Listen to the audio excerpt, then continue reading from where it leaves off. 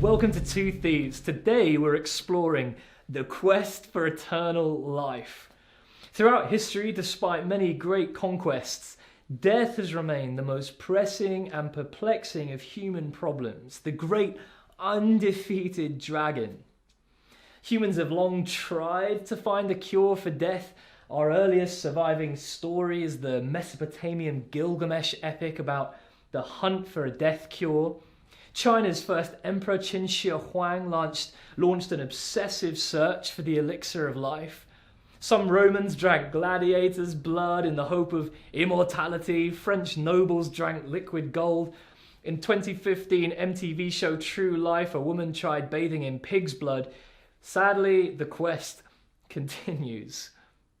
Now, we might scoff at this unenlightened voodoo, but today beating death is big business. Billionaires, scientists, entrepreneurs are racing to retire the Reaper and finally put death to death. PayPal co-founder Peter Thiel says, there are three main modes of approaching death. You can accept it, deny it, or fight it. Our society is dominated by people who are into acceptance or denial, but I prefer to fight it. In 2013, Google launched sub-company Calico with the mission to prolong life and stop death. Google Ventures now invests 36% of its $2 billion portfolio in life extension projects. Alcor Life Extension Foundation is a cryonics company keeping corpses cool until resurrection technology arrives. They already have 1,700 on the books, 172 on ice. Now, this belief that we will somehow one day cure death through technology is commonly referred to as transhumanism. It's arguably the fastest growing religion in the Western world. It's not just for geeks and tinfoil hats. Transhumanism has gained significant intellectual, financial support from hard hitters like Larry Page, the co-founder of Google, ex-CEO of Alphabet Inc., Max Tegmark, co-founder of Future of Life Institute, Elon Musk, we all know, CEO of Tesla and SpaceX, others, Bill Gates, Nick Bostrom, Bill Joy, Hans Moravec, the late Marvin Minsky, Stephen Hawking. But by far my favorite proponent of transhumanism is Google's current director of engineering, Ray Kurzweil. I wrote my dissertation on this guy. Ray is an astonishingly ambitious entrepreneur after no less than beating death through technology.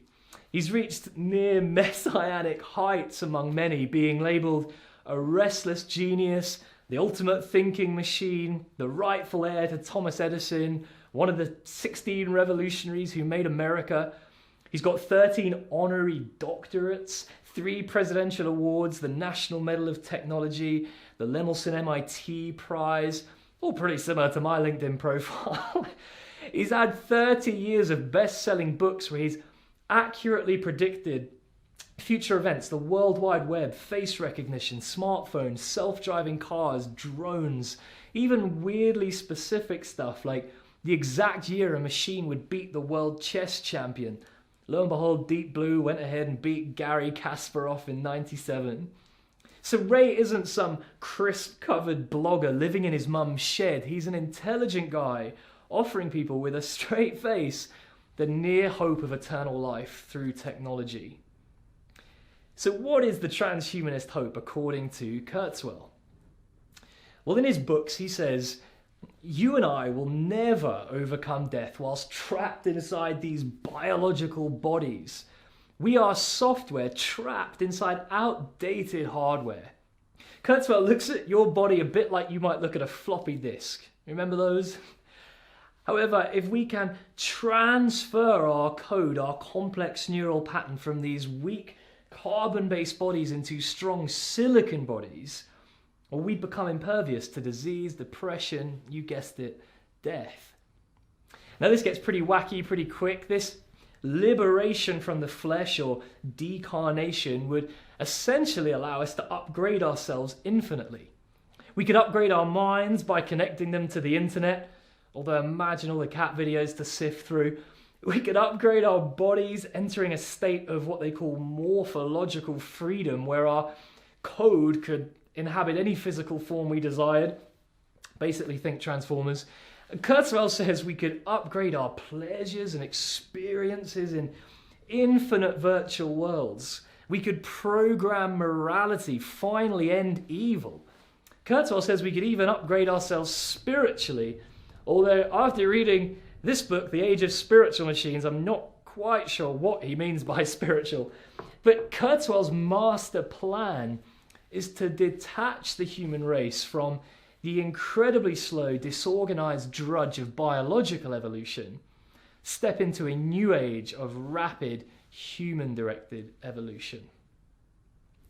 Now, if all this sounds like light years away, Kurzweil says, guess again. AI is already here, vastly outperforming humans at specific tasks. And according to the law of accelerating returns, tech is doubling each year, leading to exponential growth. That means that the next 100 years of innovation will effectively produce 20,000 years of returns by today's standards because of doubling. Moreover, Kurzweil talks about this inevitable moment called the singularity, where machines will begin rapid, recursive, runaway self-improvement independent from human intervention. When that moment hits, things will move very quickly. He wrote this beast of a book, The Singularity is Near. Hans Moravec, the head of Robotics Institute, believes humans will be replaced by 2040.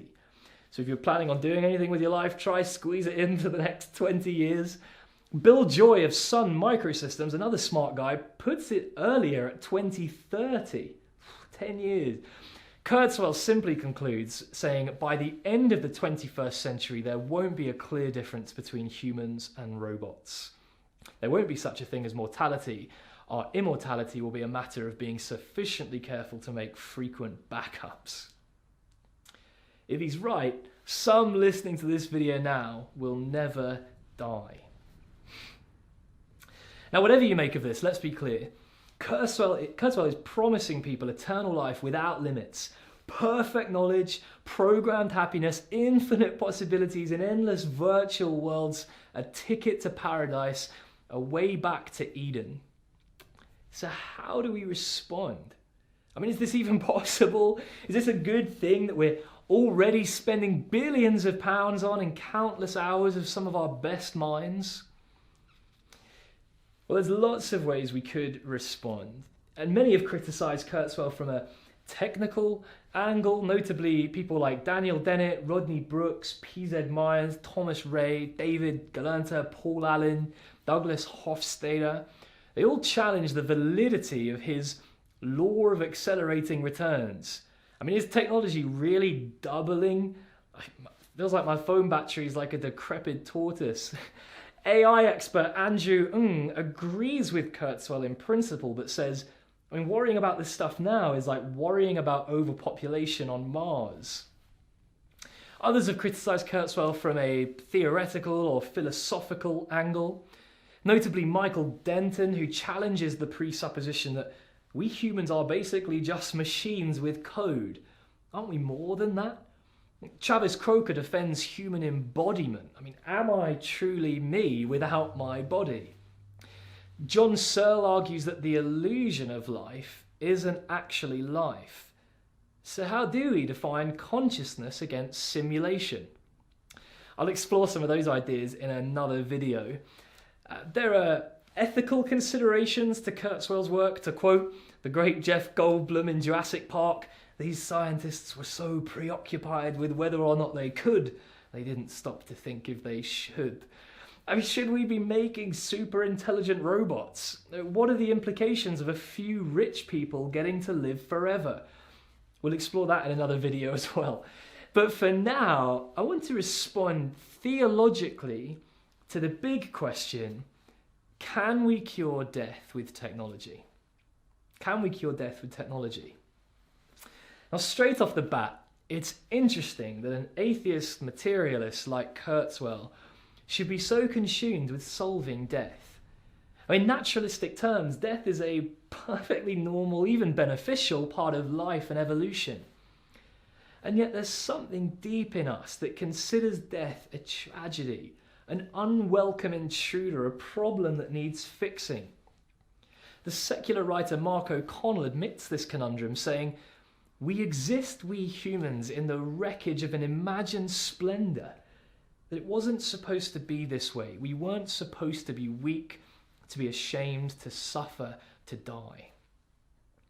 Materialism really doesn't provide any satisfying answers here, but theology offers a far more convincing framework where death genuinely is an intruder in the story. Now, in the past, Kurzweil has welcomed theological responses, particularly Christianity, which has always been a resurrection religion, deeply concerned with defeating death. And the first thing to say is that Christianity rejects the idea that death is purely a technical or biological problem, adding that it is principally a spiritual problem. We don't die just because our biology gives up. We die because we have rejected and in some senses are separated from the source of life, which is God. Death exists because evil exists, sin exists, detachment exists. But it's not just our personal sin that's the problem. Ever since spiritual rebellion entered the world, death has totally permeated the very fabric of creation. There's nothing that isn't in some way poisoned by death. This is a universal problem affecting people, plants, planets, solar systems. And so the theological contribution here is Kurzweil doesn't only misinterpret the source of the problem, which is human sin and disconnection from God, also misses the scale of the problem, which is totally universal. Death isn't just a light crinkle to be ironed out, a human problem in an otherwise deathless universe. Death is a cosmic problem tightly woven into reality as we know it. Even if we manage to prolong life a little bit by taking some part of me and sticking it in a machine, which I don't believe we can do, by the way, death hasn't been beaten in any meaningful sense. The human body still dies. Animals still die. Our solar system will still eventually die, rendering Kurzweil's eternity short and arguably meaningless. Technology is able, and it's actually already doing an amazing job at delaying death. Think about defibrillators, oxygen masks. Will future technology continue to slow aging, cure diseases, improve limbs? Absolutely. But technology can't cure the cosmic problem of death any more than duct tape can cure the second law of thermodynamics and entropy. Death is written too deep. In order to cure death, we'd need something higher than the cosmos, higher than the laws of science. It can't be humanly initiated. It must be divinely initiated, a total renewal. In other terms, a cosmically big problem requires a cosmically big solution. And that is the Christian hope. God promises a day of total universal renewal. A day that was foreshadowed when Jesus walked out of his tomb. Christianity isn't just blind faith in some future day where death gets defeated. It's faith in a fact, the historic real-life resurrection of Jesus, where it was decisively proved that death is not the end. Death doesn't get the last laugh. Death will die in what will prove to be the early chapters of a very long story. Now look, if the resurrection sounds like hocus pocus, please check out my 10-minute video, Did Jesus Really Rise from the Dead, on this channel. Because like transhumanists, Christians are deeply hopeful futurists. We believe in a near future without death. But rather than placing our hope in uncertain future technology, we place our hope in a certain past event. So will we ever cure death with technology? I don't think so. Is there hope in death? Absolutely. In the next few videos, I want to explore further questions about technology and faith. Like, will robots take over? Will robots become spiritual? Are humans just outdated machines? Comment below with any questions. Thank you so much for watching, and we'll catch you again soon.